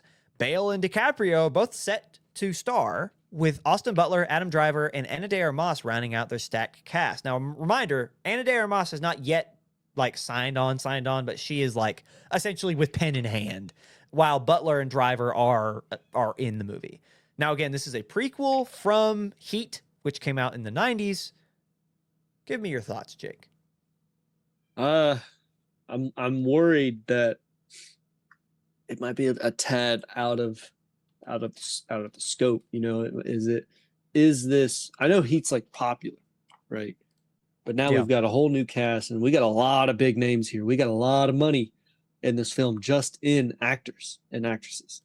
Yeah. So my worry is it could be good, but are people going to go watch it? And maybe they will because of the actors and actresses, but like, are they going to go watch Heat 1 to know what happens in Heat 2? Well, it is technically a prequel and a sequel, which I don't know how those two things are the same. I feel like it might be giving details that go beyond the first while also being a story set in the past. But this is where so my only opinion is like, it is a stacked cast, but so was the original. Like I'm looking right now, obviously De Niro and Pacino, Val Kilmer, Ashley Judd, Natalie Portman, Danny Trejo, John Vaught, like, and it just continues. William Fichtner, like it just, there's so many people. Dennis Haysbert, sorry, is in there as well. He's the Are You in Good Hands? The guy, the lead for the Geico, or not Geico, it's Allstate, right? Allstate. Yeah, he's the Allstate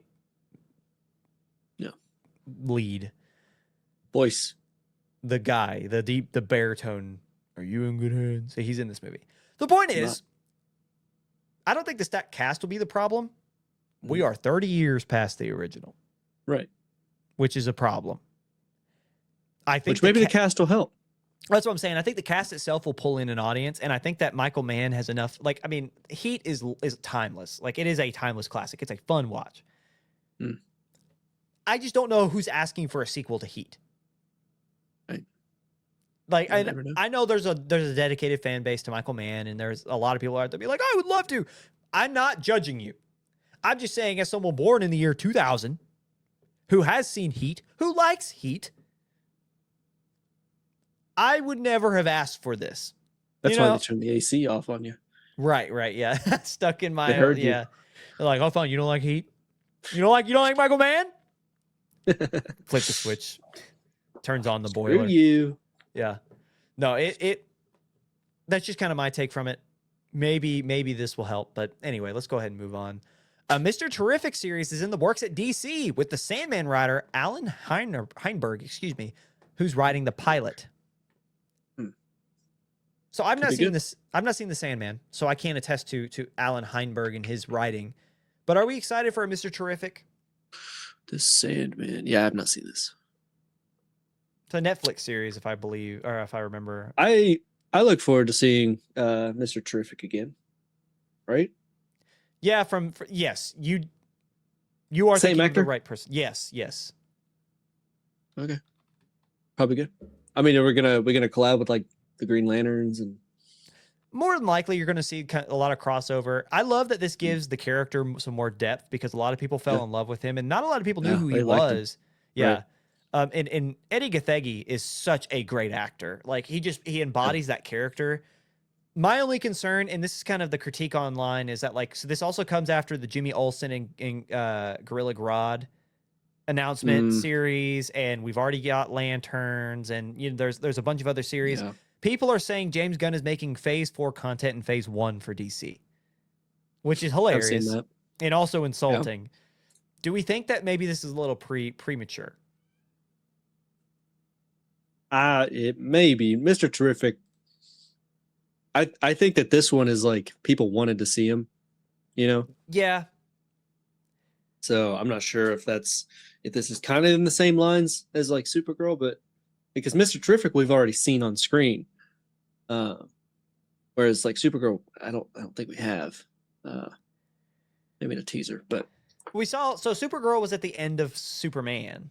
Was at the end of the last movie, and we saw her a little bit, and then obviously like with as much of she's been in so many marketing campaigns at this point for Supergirl. I feel like I've seen her in a lot. I don't know. I look forward to this one just because, again, the hype behind the character. But I do think that we are doing a little bit too much growth outward, and we should be focusing on the film series, because that was the biggest critique of the problem with film or Phase 4 of the MCU. In the DCU might not have this problem in terms of quality. Phase 4 was pumping out just quantity. They just wanted stuff. They didn't really care. The idea was we'd make it fit later. We just know people will go to Disney Plus and watch it because they're excited after Endgame. And that's what suffered. I think a big issue is that Gunn kind of prided himself on, you don't have to watch everything in order to continue watching the movies. You don't have to watch, you didn't have to watch Peacemaker in order to watch Supergirl. And you didn't. Right. It was fun, but you didn't. And I'm sure at some point that will come around, and I'm sure they will finagle a way to make John Cena's Peacemaker fit in after the events of season 2 of Peacemaker into a new movie. I'm sure, right? However, at some point, that's going to cease being the case because something big's going to happen in Lantern. Something big's going to happen in Mr. Terrific. And I feel like people are already feeling that MCU overwhelmed of there's so much stuff. That's probably what they mean is less the quality, more of, oh, I have to watch 5 seasons of 3 different series in order to get up to the stuff of this show or this upcoming movie. And that's a valid response. I almost want him to wait. Hey, do a season or maybe 2 series a year in a movie. So you have people if you do, let's imagine it like this: a summer blockbuster every year, a season in the spring, and a season in the fall. And if you want to throw in a second movie in December to capture the Christmas season, fine. So it's March, July, October, December, or September, December. So it's you give people enough time, and it's show, movie. So you're having a little bit of space. I think that's the max. But having all these shows all of a sudden, all at once, I think is a lot. Well, you can't be on the timeline that these companies are pushing out what they say, what they promise, how many movies a year. Well, I don't know. This is only one. This is the second year in a row where they've only released one. But how many shows do we have? Right. We've Peacemaker. We've had Killer Commandos. We've already got 2 more greenlit. and they're already talking about making Batman. They're talking about making Wonder Woman. They're already talking about doing all these things. And it already feels overwhelming, and we're not even 2 movies in. I saw a post that they're worried that Pattinson's going to grow out of Batman while they sit on this for too long. Well, they're filming now, so hopefully they were seeing pictures of Pattinson, and he was starting to get a tad old. he's in his 40s, man. Yeah. People were like, guys, we gotta start filming these back to back. Like, let's go. Like, come on, hurry up. Yep, Yeah, hurry up. We're only gonna get like 3 out of this dude. Well, that's kind of the point, though, is that like and at some point the best part is that like if you get 3 of this version of Pattinson and then you want to do a time jump and do another where he's like older, you can, because he's already close to the time jump age. I do want to see a Batman Beyond. This is also like an Elseworld, so it doesn't really matter. They're not on the timeline that the DCU is on, and so it's like you can take your time.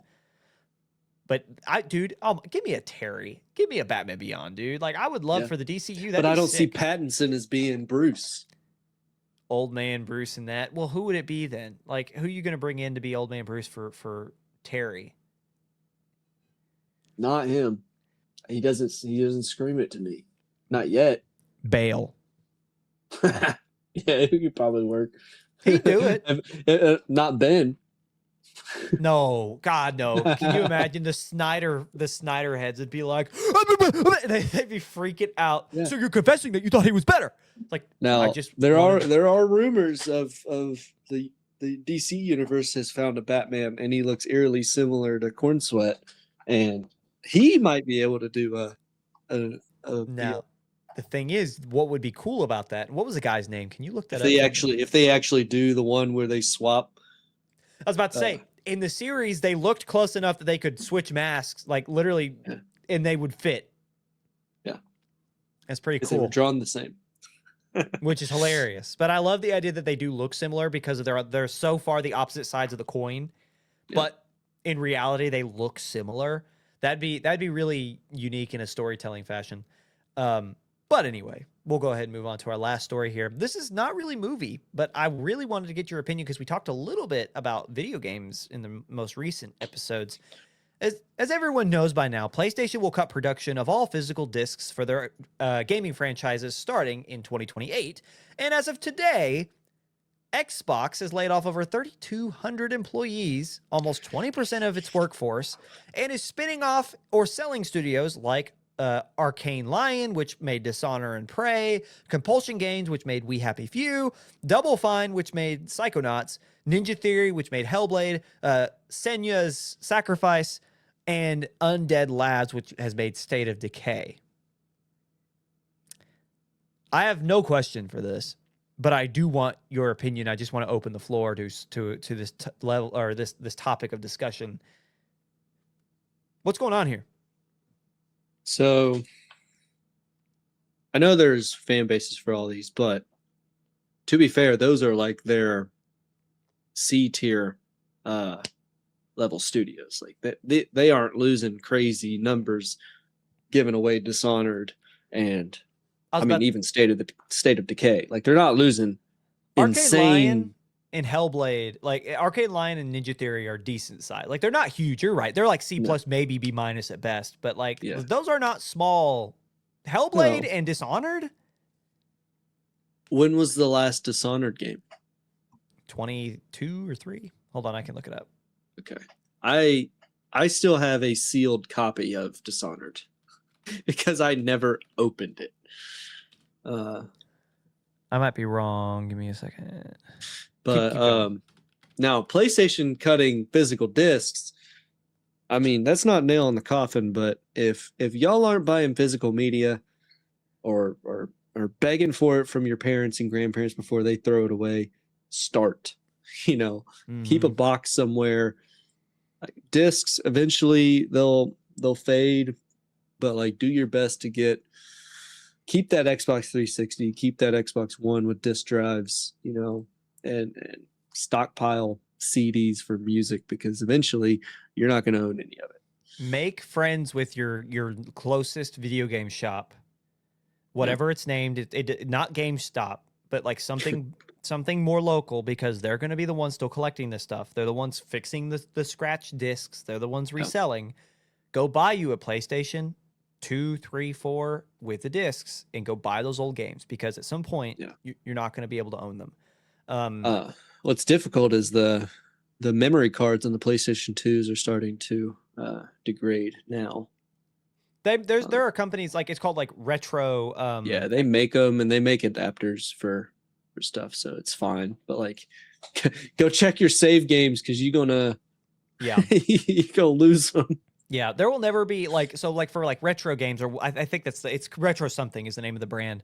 They will always have a especially now, like an audience who want to buy new controllers, new whatever.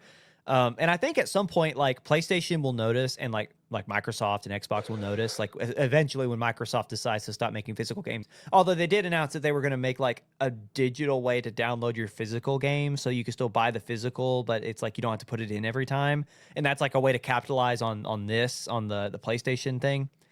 But eventually they're going to try to cut costs. Still, they can like say no. Yeah, they're going to try to cut costs. But like at some point, I do think there will be such a market for these older games that these companies will start putting funding into making the old PlayStation 2 discs, because people will still buy them. They just won't do that for the new stuff.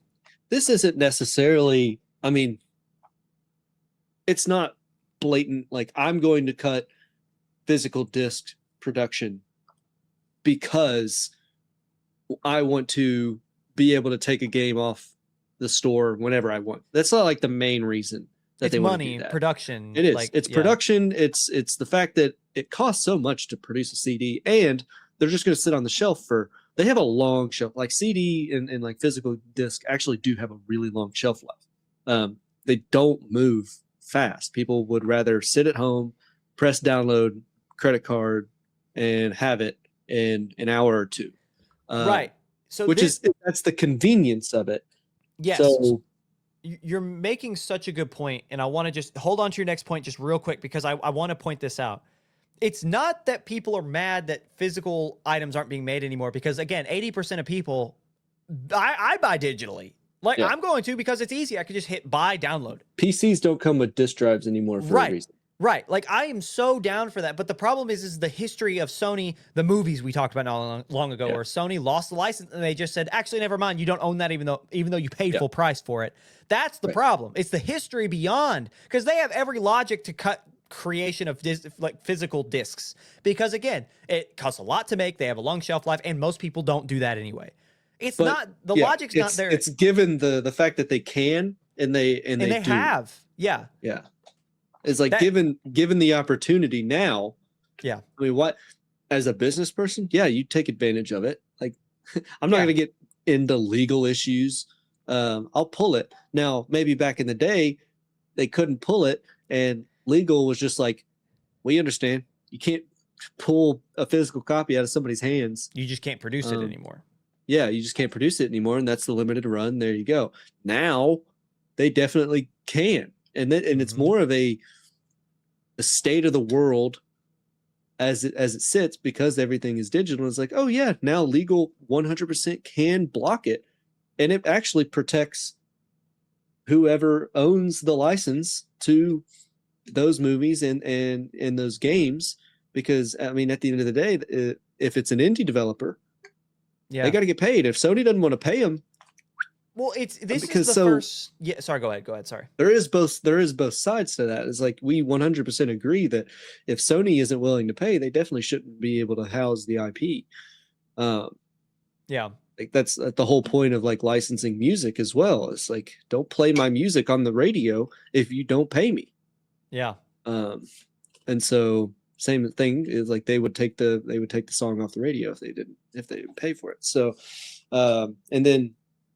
Secondarily, like the digital age allows for digital copies to be downloaded, because internet used to not be. We talked about it before we got on here. Is Dad was able to get 7 gig down. 7 gig down is astronomical, even as it sits today. But I was getting, like, when I was growing up with an Xbox 360, I remember lagging my butt off because we got 10 meg down. I mean, we got nothing compared to 2 gig.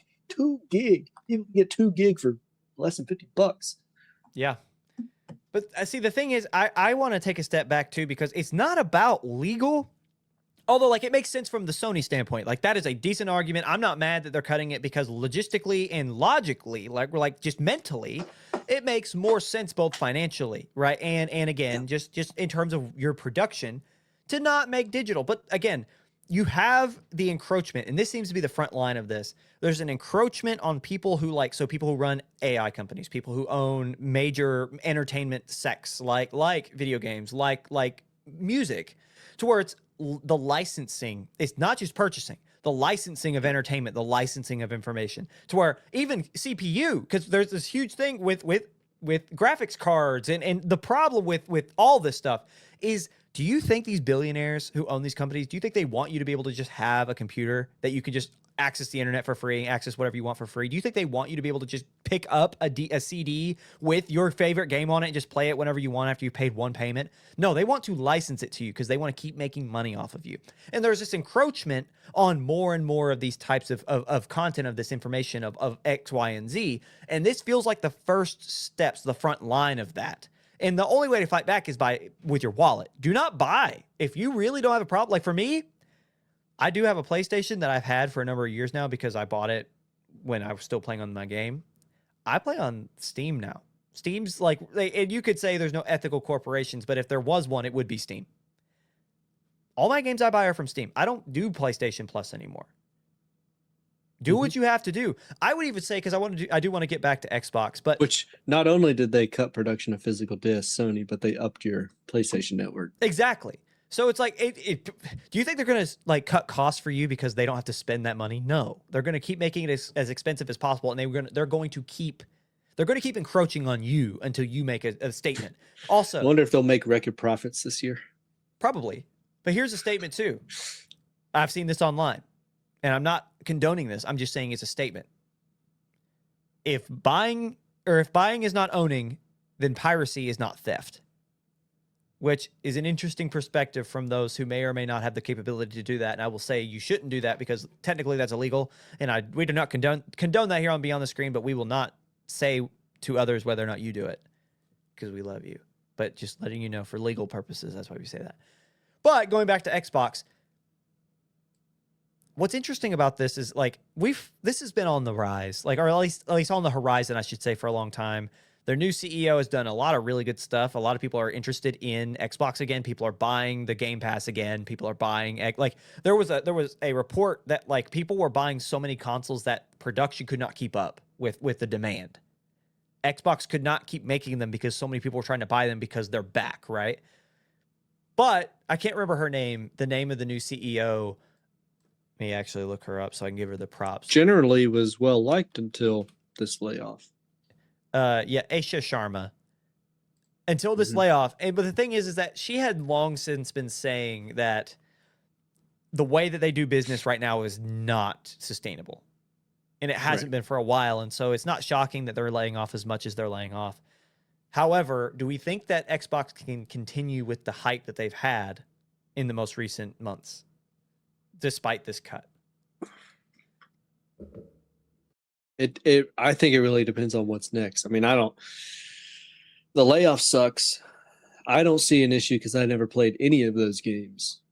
I would say I'm more of the average Joe when it comes to an Xbox player. And so State of Decay might have been the biggest hit, in my opinion, even though I've never played that either. In recent Xbox? I remember State of Decay being more 360. Well, because then now you're talking about like Halo and yeah, you know, like there's a Halo movie apparently. Oh, COD, right? Xbox Live, and like all that. There is a Halo movie, but like I mean, Gears of War, even that's. Which I also heard that might be a movie now. Yeah, Xbox has so many IPs, and I think people wanted them to be themselves again, which I think Aisha is bringing about.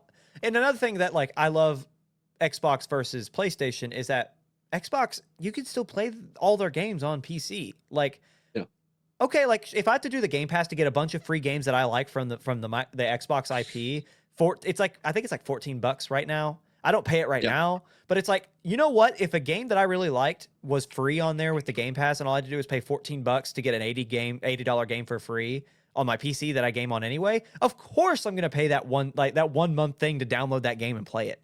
You know, like why would I not? And so I do think there's a lot more opportunity for Xbox now, especially with with the decisions being made.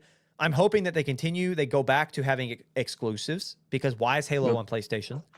Go back to having exclusives, continue to make things affordable.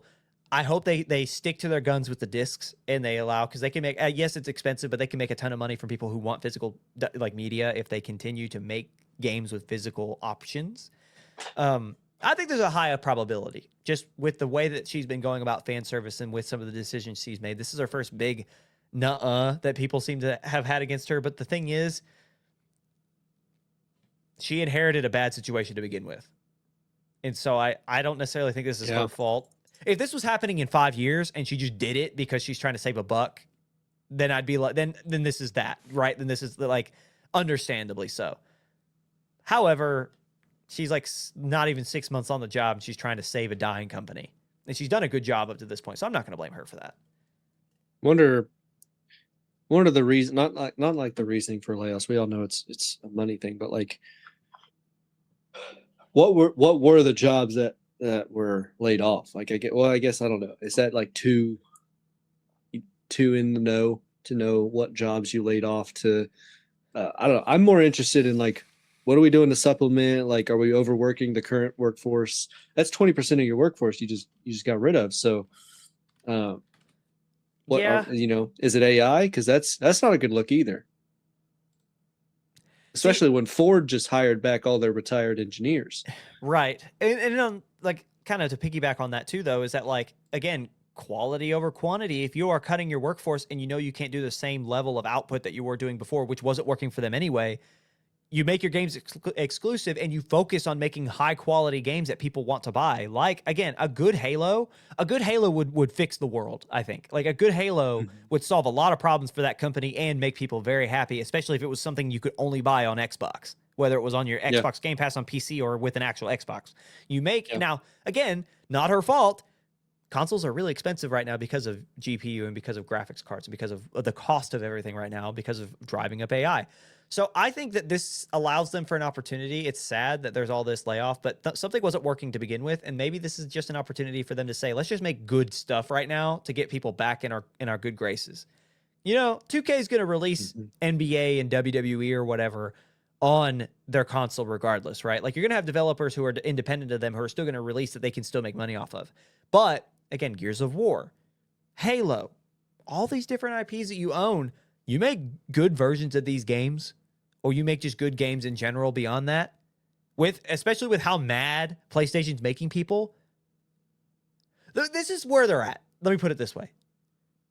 Xbox does not have to be the premier gaming space. Xbox just has to be better than PlayStation. And PlayStation... That's always what it's been. Well, no. Right? I'm not meaning like better as in quality. Yeah. PlayStation has shot themselves in both foot. You know, like they've pointed the gun down, they had a double barrel shotgun, and somehow both bullet, like each round ended up in both feet. You know, like that is what's happened here. All you have to do is just make yourself more appeasing to a company that everyone hates right now. And you will make so much money. It reminds me of the picture where all the other companies are like shooting themselves in the foot, and it's just Steam, kind of like, yeah, it's like, you're a monopoly. Yeah, right. We will give people free stuff if something actually happens. Like, they all the time. How many stories do you hear where Steam's like, oh yeah, here's your refund and a copy of that because we messed up. Oh yeah, by the way, we shot the guy who stole your account. Thank you, Gabe. He will no longer be a problem. Yeah, thank you, Gabe. Gabe himself pulled the trigger. Gabe, who's out on his multi-million-dollar like fishing and aquamarine research vessels. Like, you're welcome. What is he doing out there, dude? I mean, he's Sniper. just always on. Yeah, he's always on the ocean and he's just studying marine life. Isn't that crazy? There was a did you see where that kid, like that 11-year-old sent a letter to Yeah. Steam and he was like work your way in school and then I cannot wait to see you in an interview setting down the line. Yeah. Like that was really sweet. Like the fact that Yeah. he did that, like that was really cool. Like that's He's one got of a the lot of boats. that's one of the few people who we made wealthy rightfully. Like good Yeah. good job. Who knows? He could shoot himself in the foot in the next day, but Well, when he dies, he will die. he is how old? Gabe. He's white-haired now. He's probably 60s, 70s. Let's see. Hunting for his age. Not to spell his name. No. Yeah, he's 63 years old. He's got some ways, but he's. Can I say something about this man? He's according to Google, and of which Google's referencing Forbes, his net worth is $11 billion. So what I'm about to say, literally, he doesn't begin to scratch even his like stratosphere. His beard serves him very well. He needs to never shave that beard. It looks good with the beard. Yeah, I remember back in my Xbox 360 or Xbox One days, back on like iFunny, like 20 teens, and like I remember the Gabe photos, and everybody worshipped Gabe back in 20 teens. Yeah. And I never understood, like, it's like, what's the deal with this guy? We know now that he is the savior of gaming. Yeah, his big beard and long hair has served him well. Mm-hmm. That's all. That's all I'm gonna say. But beyond that, yeah, he is like a legend, and he is genuinely like one of the few good guys in corporate America. So here's to hoping he stays. And all he wants to do is just study marine life. Yeah. I don't know how many boats he's got. He's got like 5 research vessels, like just straight marine biology. What is a stingray doing? Just that's him all day. Huh? Yeah, just it's the same. It's a fifth stingray he's seen that day. Huh? And everybody's like, Gabe, like you're cool, but like Half-Life 3. Yeah, yeah. And he ignores them. Huh? He just continues staring. Whale. Yeah. Beluga. Just making random noises. Gabe, that's not a beluga whale. Yeah. Well, Gabe, that's not a beluga. Oh, he starts making the noise. I want to know. I haven't looked into it. I just know he's got a real interest in marine biology, but I wonder what he is like after. He's got to be after, like he's wanting to learn all of it, or It's like good for your health mentally to just be curious. I guess. And Yeah. always be And I guess he's just trying to like forward the search or like, because the ocean is like the last thing we haven't discovered fully. So we know more about space than we do about our own oceans. Yeah. Which is crazy. Well, Jake, he's trying to help. I think that's the end of our show. I have Perhaps the last thing we will do is we will do our recommendation of the week, which I think it's my turn. Isn't it my turn? Not me. I know you went last week. Emily, when was the last time you went? Did you It's hers. before that? No, I think Emily went. It is Emily's. Emily, what is your recommendation of the week? Go ahead. Can you guys hear me okay? Yeah. It's a bad week to be the person that recommends movies because my throat's very hoarse and my voice is almost out. And horse? Also my recommendation, what is it? Did somebody say horse? Yeah. Also, my recommendation probably isn't consistent with many of our audience members, what they're going for. However, my recommendation, I'm put it in ticker, but it's called 1 Mile to You.